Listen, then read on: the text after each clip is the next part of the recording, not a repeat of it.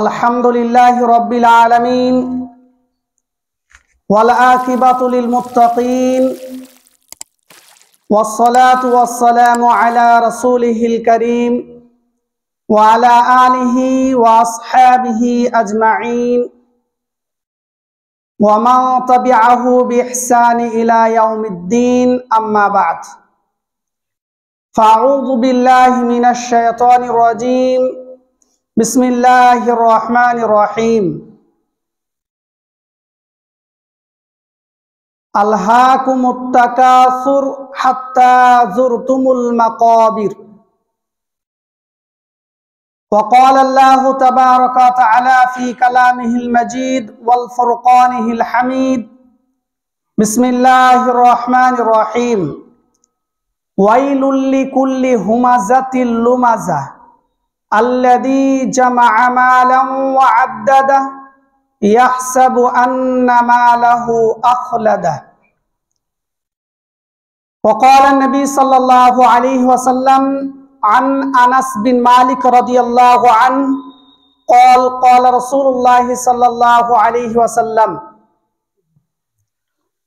يتبع الميت ثلاثة فيرجع اثنان ويبقى معه واحد فيتبع أهله وماله وعمله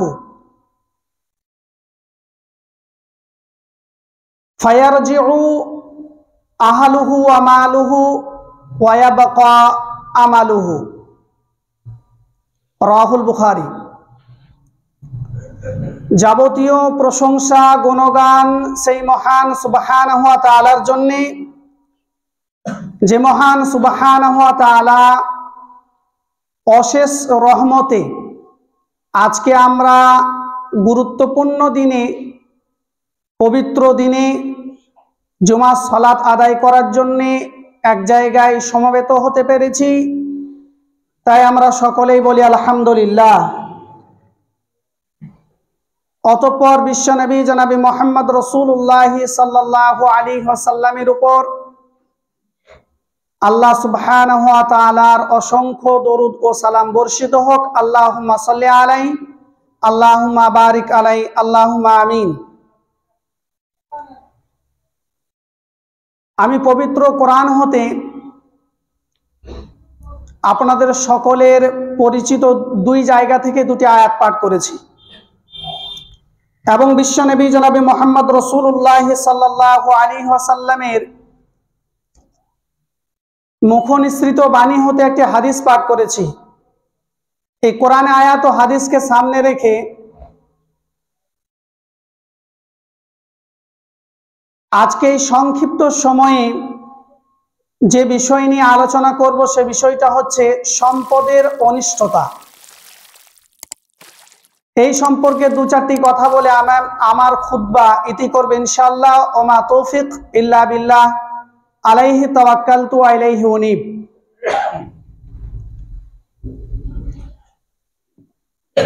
আমরা পৃথিবীর বুকে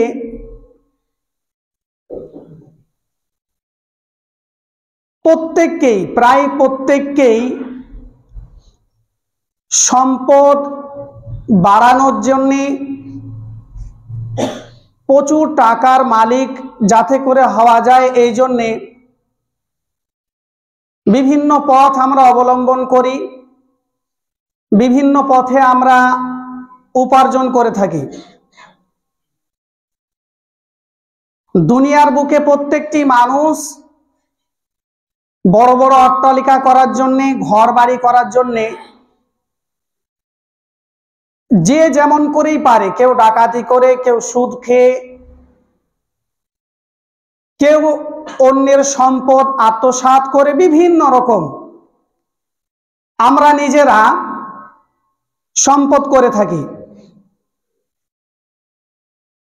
বিষয় হচ্ছে যে আমরা পৃথিবীর বুকে যে কাজগুলি করছি সম্পদ বর্ধিত করার জন্যে, এই সম্পদ, পৃথিবীতে যে সম্পদ রয়েছে বা সম্পদ আমরা করছি, এই সম্পদ কতটুকু আমার, এই বিষয়টা যতক্ষণ পর্যন্ত উপলব্ধি না করতে পারবেন ততদিন পর্যন্ত আমরা হালাল হারাম কোনো কিছু বাজবোজ করব না বা প্রয়োজন মনে করব না। একটাই কেবলমাত্র আমার মাথাতে শুধু জাগবে কথা, সেটা হলো আমাকে মাল করতে হবে, প্রচুর মাল করতে হবে। একে অপরের মধ্যে কিভাবে ওর থেকে আমার সম্পত্তি বেশি করা যায়, কিভাবে তার থেকে বেশি বড় হওয়া যায়, এই চিন্তা ভাবনা। কিন্তু যেই ব্যক্তি এই চিন্তা ভাবনা করবে যে পৃথিবীর বুকে মাল সম্পত্তি যা রয়েছে, আমরা যা উপার্জন করছি কতটুকু আমার বলে কি, যদি মানুষ এই কথাটা বুঝতে পারত তাহলে অনেকটাই পরিবর্তন হয়ে যেত। রাসূলুল্লাহ সাল্লাল্লাহু আলাইহি ওয়াসাল্লাম এই প্রসঙ্গে বলছেন সাহাবায়ে কেরাম রাদিয়াল্লাহু আনহুমদেরকে সম্বোধন করে, কোনো এক সময় রাসূলুল্লাহ সাল্লাল্লাহু আলাইহি ওয়াসাল্লাম এনার কাছে কিছু মাল আনা হয়। রাসূলুল্লাহ সাল্লাল্লাহু আলাইহি ওয়াসাল্লাম সাহাবাদেরকে দেখলেন যে সকলে আল্লাহ রাসূল সাল্লাল্লাহু আলাইহি ওয়াসাল্লামের কাছে এসেছেন। সহিহ বুখারীর হাদিস নাম্বার 4015। আল্লাহ রাসূল সাল্লাল্লাহু আলাইহি ওয়াসাল্লাম সাহাবাদেরকে দেখে বললেন, আজকে কি কিছু মাল এসেছে? সাহাবারা বললেন, ইয়া রাসূলুল্লাহ, হ্যাঁ, মাল এসেছে। রাসূলুল্লাহ সাল্লাল্লাহু আলাইহি ওয়াসাল্লাম কিছু তাদের সাথে কথাপথন করলেন। করার পরে এক জায়গায় আল্লাহ রাসূল সাল্লাল্লাহু আলাইহি ওয়াসাল্লাম তিনি বলছেন, আল্লাহ রাসূল সাল্লাল্লাহু আলাইহি ওয়াসাল্লাম সাহাবাদেরকে সম্বোধন করে বললেন, মাল ফাকরা আকশা, আমি ভয় করি না যে তোমরা অভাবী হয়ে যাবে, দরিদ্র হয়ে যাবে, তোমরা খেতে পাবে না, পড়তে পাবে না, এ ভয় আমি করি না। তার পূর্বে অনেক কিছু কথা হবে। শেষ পর্যায়ে আল্লাহ রাসূল সাল্লাল্লাহু আলাইহি ওয়াসাল্লাম তিনি এই কথা বলছেন, মাল ফাকরা আকশা আলাইকুম, আমি তোমাদের উপরে এটা ভয় করি না যে তোমরা খেতে পাবে না, পোশাক পরতে পাবে না, এটা ভয় করি না। ওয়ালাকিন্নানি আকশা আন তুবসাতা আলাইকুমুদ দুনিয়া, তবে আমি ভয় করি কি জানো, যে দুনিয়া তোমাদের উপরে বিজয় হয়ে যাবে, দুনিয়া তোমাদের উপরে চেপে বসবে। বিষয়টা হওয়া ছিল যে তোমরা দুনিয়ার উপরে চাপবে, এটা বিষয়টা হওয়া উচিত ছিল, কিন্তু কি হবে, দুনিয়া তোমাদের উপরে চেপে বসবে, দুনিয়াকে পরাজিত করতে পারবে না, দুনিয়া তোমাদের উপরে জয়ী হয়ে যাবে। রাসূলুল্লাহ সাল্লাল্লাহু আলাইহি ওয়াসাল্লাম তিনি বললেন, উদাহরণস্বরূপ বলি, বিষয়টা কেমন, আমরা জানি বাইকে সওয়ার হয়, উটের ওপরে সওয়ার হয়, জাহাজের উপরে সওয়ার হয়, ট্রেনের ওপরে হয়। কিন্তু আমরা এটাই যদি উল্টিয়ে বলি যে বাইক মানুষের ওপরে সওয়ার হয়েছে, ট্রেন মানুষের ওপরে সওয়ার হয়েছে, এটা কি কেউ মেনে নেবে? বা এটা কেমন শুনতে? এটা হতেই পারে না। অনুরূপ ভাবে আল্লাহ সুবহানাহু ওয়া তাআলা তিনি পৃথিবীর বুকে মানুষকে পাঠিয়েছেন এ উদ্দেশ্যে নয় যে দুনিয়া মানুষের উপরে চেপে বসবে, উদ্দেশ্যে নয়, যাতে করে মানুষ দুনিয়া প্রতি বেশি মত্ত না হয়ে যায়, মানুষ বেশি ঝুঁকে না পড়ে। এই জন্য আল্লাহ রাসূল সাল্লাল্লাহু আলাইহি ওয়াসাল্লাম বলেন, আল্লাহ রাসূল সাল্লাল্লাহু আলাইহি ওয়াসাল্লাম এই কথা বললেন, আমি ভয় করি না যে তোমরা খেতে পাবে না, পড়তে পাবে না, এ ভয় আমি করি না, কিন্তু ভয় কি করছি, যে দুনিয়া তোমাদের উপরে চেপে বসবে। রাসূল সাল্লাল্লাহু আলাইহি ওয়াসাল্লাম গুরুত্বপূর্ণ কথা বললেন। তারপর আল্লাহ রাসূল সাল্লাল্লাহু আলাইহি ওয়াসাল্লাম বলছেন, কামা ইয়াবসাতু আলা মান কানা ক্বাবলাকুম, তোমাদের পূর্বে যারা তাদের আপোষের মধ্যে মাল সম্পত্তি নিয়ে কি করত, প্রতিযোগিতা করত, বনী ইসরাইলে তারা মাল নিয়ে প্রতিযোগিতা করত, যার জন্য আল্লাহ সুবহানাহু ওয়া তাআলা তাদেরকে ধ্বংস করেছেন। অনুরূপ ভাবে তোমরা যদি এই মাল সম্পত্তি নিয়ে প্রতিযোগিতা করো, আল্লাহ পাক রব্বুল আলামিন তোমাদেরকেও ধ্বংস করবেন। এই হাদিস থেকে কি বুঝতে পারা যাচ্ছে? এই হাদিস থেকে স্পষ্ট বোঝা যাচ্ছে আল্লাহ রাসূল সাল্লাল্লাহু আলাইহি ওয়াসাল্লাম ভবিষ্যৎবাণী করে গেলেন, মানুষ খেতে পাবে না এমনটা নয়, পড়তে পাবে না এমনটা নয়। পৃথিবীর বুকে বলুন তো কে খেতে পায় না, কে পড়তে পারছে না বলুন? কিন্তু এমনটা নয়। আমরা কি চাই বলুন তো? প্রচুর সম্পত্তি হবে, প্রচুর সম্পত্তি থাকবে, টাকা পয়সা থাকবে, মানুষ আমার সম্মান করবে, এই আশা। আল্লাহ সুবহানাহু ওয়া তাআলা তিনি বলছেন, আমরা যে বলি সম্পত্তি আমার, মাল আমার, এই জমি জায়গা আমার, এই অট্টালিকা আমার, আল্লাহ সুবহানাহু ওয়া তাআলা কোরআনুল কারীমের মধ্যে বলছেন আলহাকুমুত তাকাসুর, প্রাচুর্যতা, ধন সম্পদ মানুষকে আত্মভোলা করে দেবে। আলহাকুমুত তাকাসুর কতদিন পর্যন্ত? হাত্তা যুরতুমুল মাকাবির, কবরে আসা পর্যন্ত।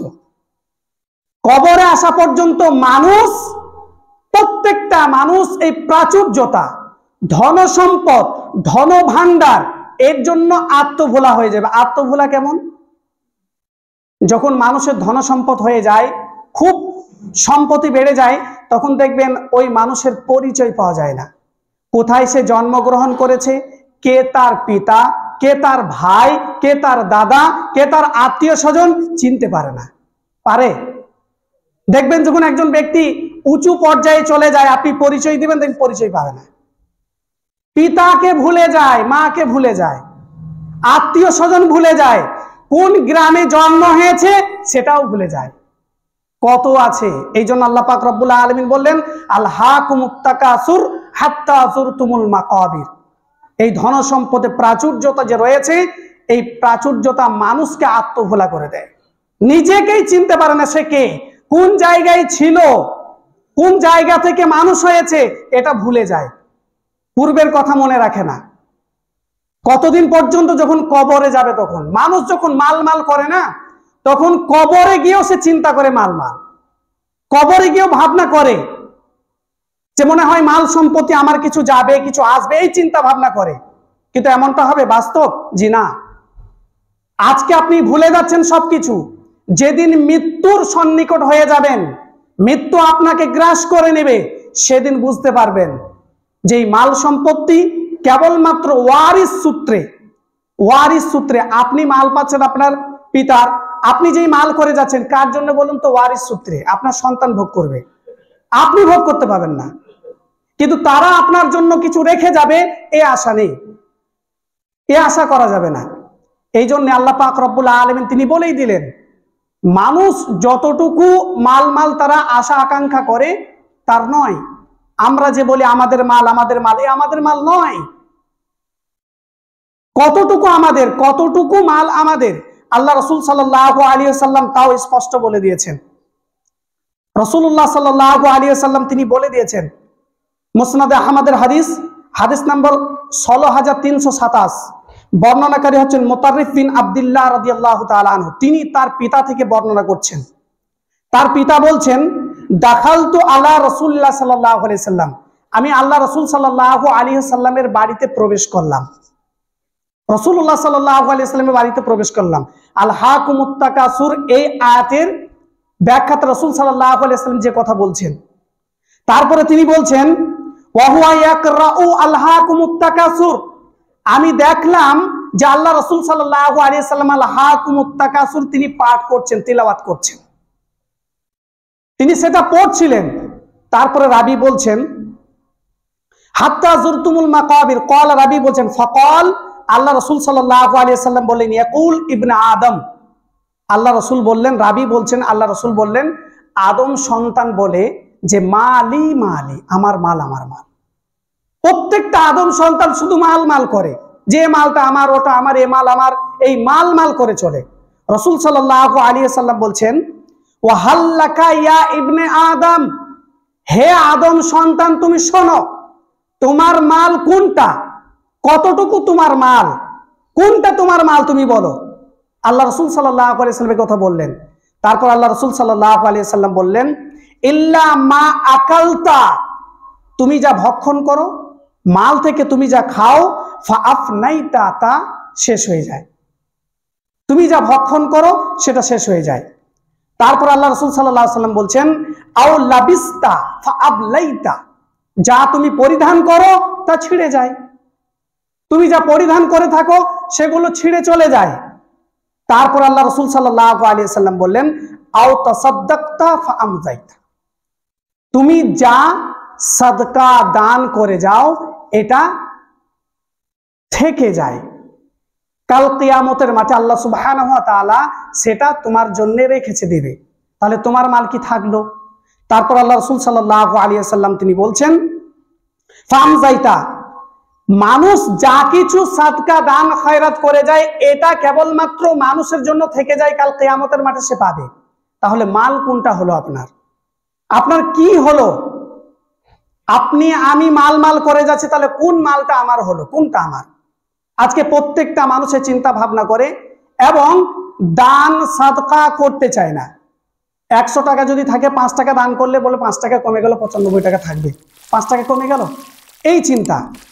আল্লাহ সুবহানাহু ওয়া তাআলা ওই সকল মানুষদের জন্য বলছেন, ওয়াইলুল লিকুল্লি হুমাযাতিল লুমাযা, ওই সকল মানুষদের জন্য দুর্ভোগ যারা মানুষের পশ্চাতে বিভিন্ন রকমের নিন্দা করে, সামনেও করে, এই সকল মানুষ। তারপরে তাদেরকেই বলেনি, তারপরে বলছেন আল্লাযী জামাআ মালান ওয়া আদ্দাদা, যে সকল মানুষ তার সম্পদকে কি করে, আদ্দাদা মানে গুনে গুনে রাখে। 100 টাকা হয়েছে, 200 টাকা, 5000 হয়েছে, 10,000, এইভাবে গুনে গুনে রাখে।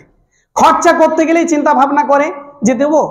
মসজিদে যদি আসে, যদি নোট বার হয়, একটা 10 টাকা নোট বের হয়েছে, তার সাথে আরেকটা নোট বার হয়ে গেছে, 20 টাকা দিলে 10 টাকা তো আমার কিছু করা যেত, থাক 10 টাকা, থাক 10 টাকা দিই, এই চিন্তা। আদ্দাদা গুনে গুনে রাখে, খরচা করতে চায় না।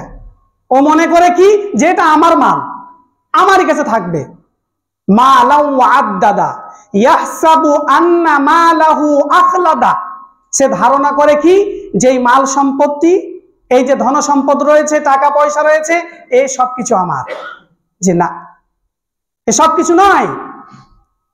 যতদিন জীবিত আছেন ততদিন চিন্তা ভাবনা, ততদিন যখন গত হয়ে যাবেন আর কিচ্ছু নেই, আপনার বলে আর কিচ্ছু নেই। যখন মারা যাবেন আপনি কোটি কোটি টাকার মালিক।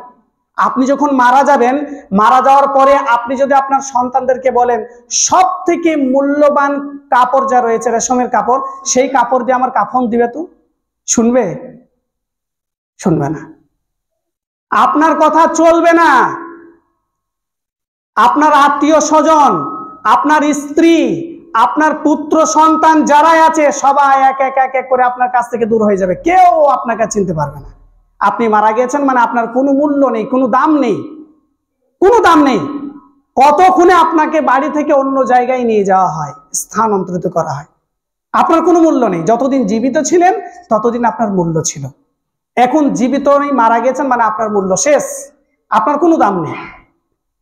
একটা গুরুত্বপূর্ণ হাদিস শোনাই।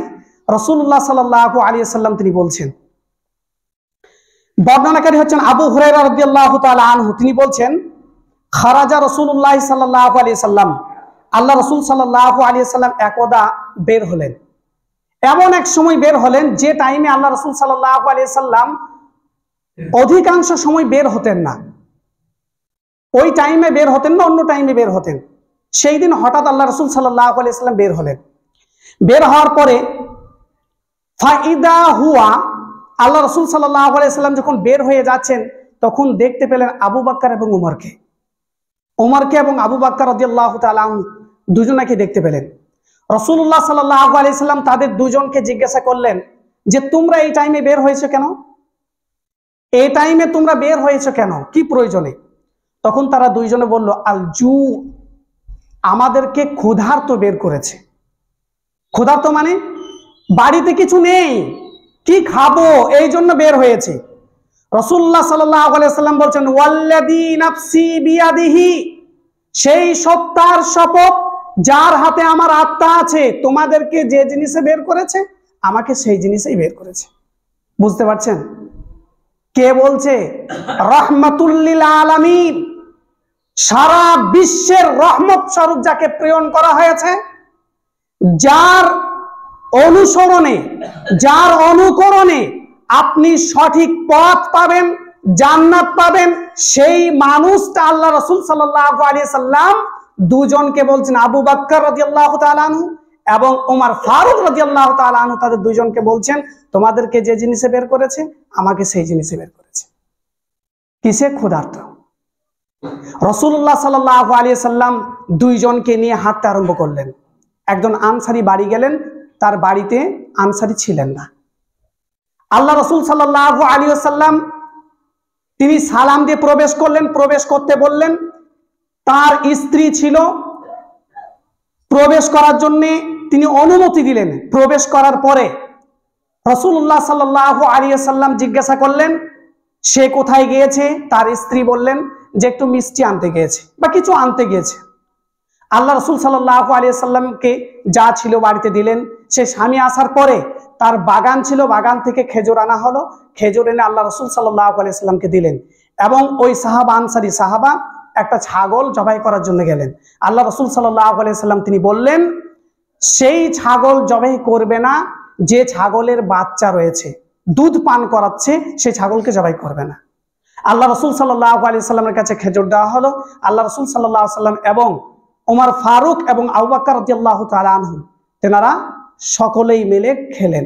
খাওয়ার পরে রাসূলুল্লাহ সাল্লাল্লাহু আলাইহি ওয়াসাল্লাম বলছেন ওয়াল্লাযী নাফসি বিয়াদিহি, সেই সত্তার শপথ যার হাতে আমার নাফস আছে, আত্মা আছে। শোনো, আজকে যে খাবারটা তোমরা ভক্ষণ করলে, খেলে, কাল কিয়ামতের মাঠে আল্লাহ পাক রব্বুল আলামিন এই খাবার প্রসঙ্গে তোমাদেরকে প্রশ্ন করবে, এই খাবার প্রসঙ্গে জিজ্ঞাসা করবে। তাহলে আপনি কি করে বলেন, আমি কি করে বলি এই মাল আমার, এই মাল এক থালা খাবার, সেই খাবারটুকু যদি আল্লাহ পাক রব্বুল আলামিন আপনাকে আমাকে প্রশ্ন করে, তাহলে এই পৃথিবীর যাবতীয় যা কিছু আছে আপনি আমি কি করে বলতে পারি এই মাল আমার, মাল আমার? কি করে মাল আমার হচ্ছে? এই মাল আমার নয়, এই মাল সম্পত্তি আমার না। আল্লাহ সুবহানাহু ওয়া তাআলা পৃথিবীতে পাঠিয়েছেন কেমন জানেন? উদাহরণস্বরূপ বলি তাহলে বুঝতে পারবেন। আল্লাহ রাসূল সাল্লাল্লাহু আলাইহি ওয়াসাল্লামের জীবন যাপন কেমন ছিল, আল্লাহ রাসূল তার জীবন কেমন ভাবে অতিবাহিত করেছে যদি আমরা শুনি তাহলে হতে পারে কিছু আমাদের মধ্যে পরিবর্তন আসতে পারে। আব্দুল্লাহ ইবনে আব্বাস রাদিয়াল্লাহু তাআলা আনহু তিনি বলছেন, আব্দুল্লাহ ইবনে আব্বাস তিনি বলছেন যে আল্লাহ রাসূল সাল্লাল্লাহু আলাইহি ওয়াসাল্লাম একদা একটা চাটায়ে শুয়েছিলেন।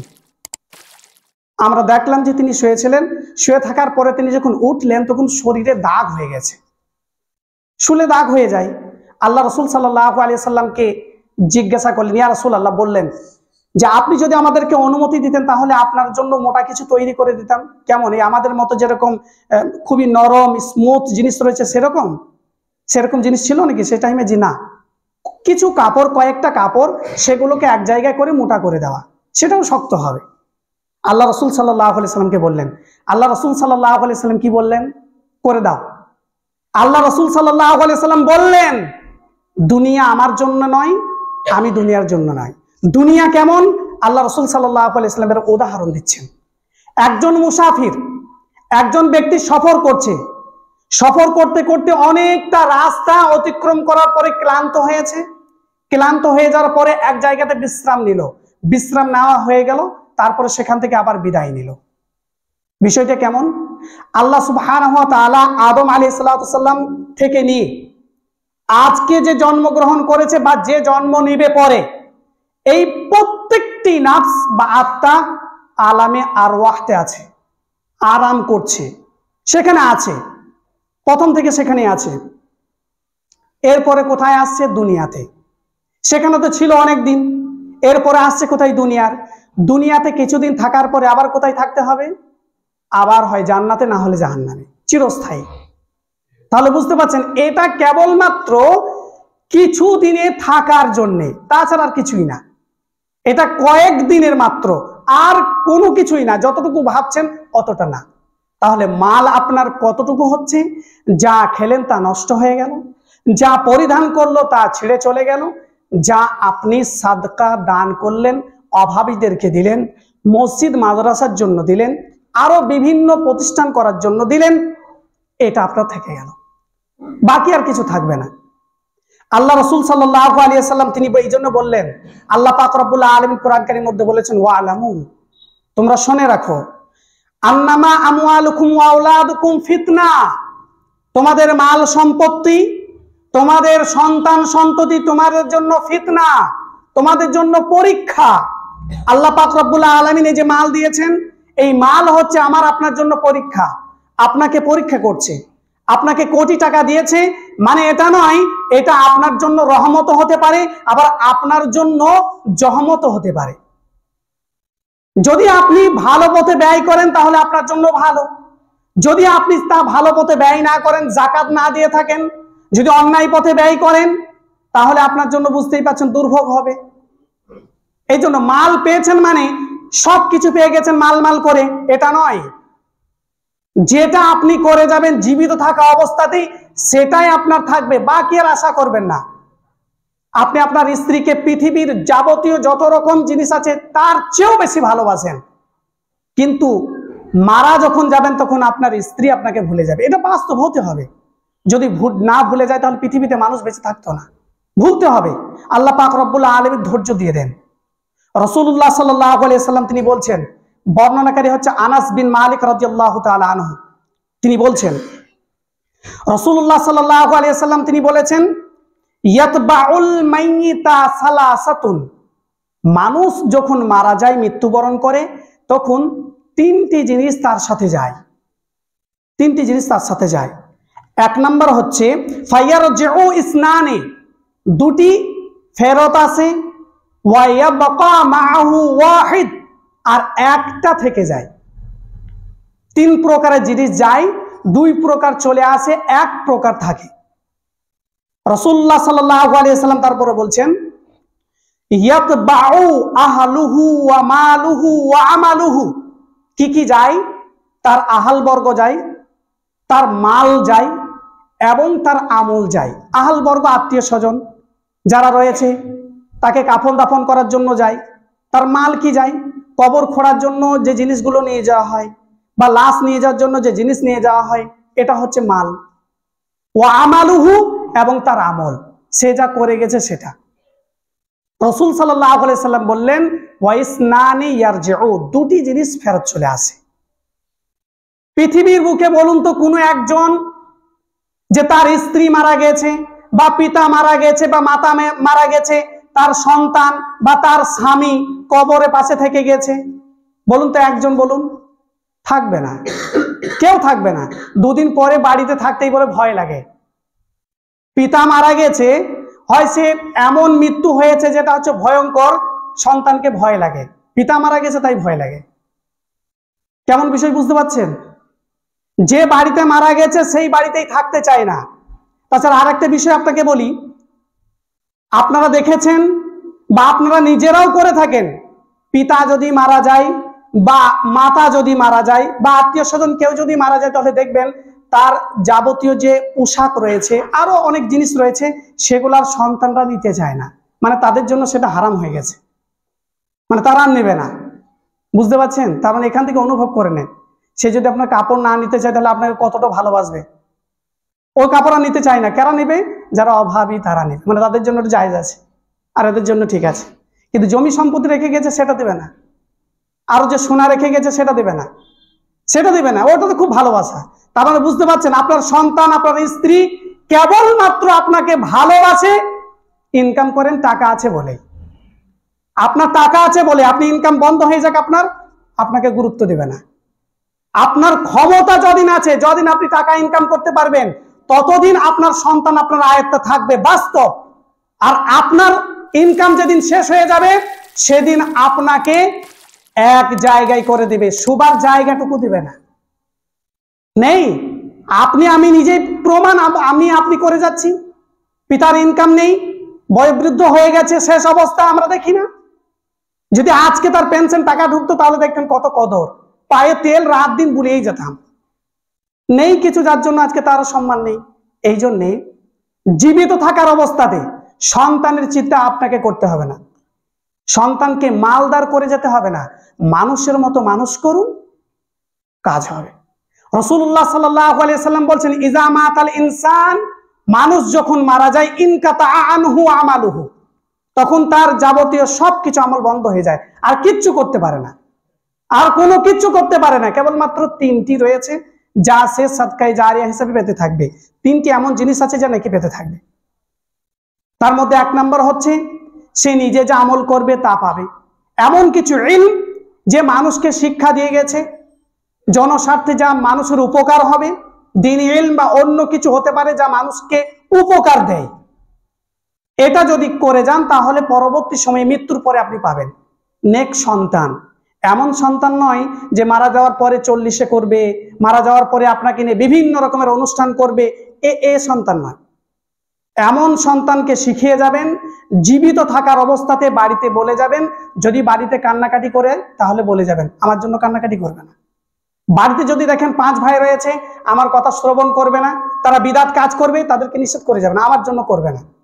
তারপরে তারা যদি করে তাহলে সে গুনাহ তাদের জন্য হবে, আপনার জন্য না।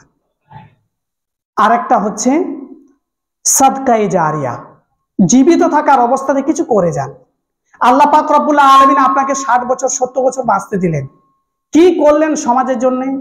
কিছু করেছেন? কিছুই করতে পারেননি। কিছু করে যান, মসজিদের জন্য কিছু করে যান, মাদ্রাসার জন্য কিছু করে যান, অভাব দরিদ্র এতিম ছেলে যারা রয়েছে তাদের জন্য কিছু করে যান। একটা এতিম ছেলেকে রাস্তা থেকে তুলে মানুষের মতো মানুষ করে যান।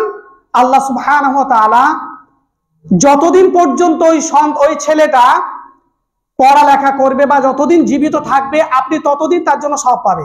সে যদি আপনি কোনো অন্যায় করে থাকেন এবং সে যদি আপনাকে গালাগালি করে তবু আপনি নেকি পাবেন, কারণ আপনি তো উত্তম কাজ করে গেছেন, ভালো কাজ করে গেছেন। সে আপনার জন্য দোয়া নাও করলে আপনি নেকি পাবেন, অটোমেটিক নেকি পাবেন। এই জন্যে কিছু সমাজ কল্যাণমূলক কাজ করে যান, সাদকায়ে জারিয়া যা হবে সেই কাজ করে যান। এমন কিছু কাজ করে যান যেটা অনেক দিন ধরে নেকি পেতে থাকবেন। আর 10 জনকে খাইয়ে দিলেন, 15 জনকে খাইয়ে দিলেন, মাদ্রাসা ছেলেকে ডেকে এনে খাইয়ে দিলেন, এ কিচ্ছু হবে না, ওতে কিচ্ছু নেই। কিছু কিতাব ক্রয় করে দেন, কোরআন ক্রয় করে দেন। কোরআন ক্রয় নিতে আসছে যে কোরআন প্রয়োজন আছে, টাকা দেন, টাকা দিবেন না, কোরআন কিনে দেন। এমন একটা জিনিস করে দেন যেটা অনেক দিন থাকবে। মসজিদে কিছু প্রয়োজন, মসজিদ তৈরি করে দেন যেখানে নেই। ঈদগাহে প্রয়োজন, ঈদগাহ করে দেন, প্রয়োজন আছে করে দেন।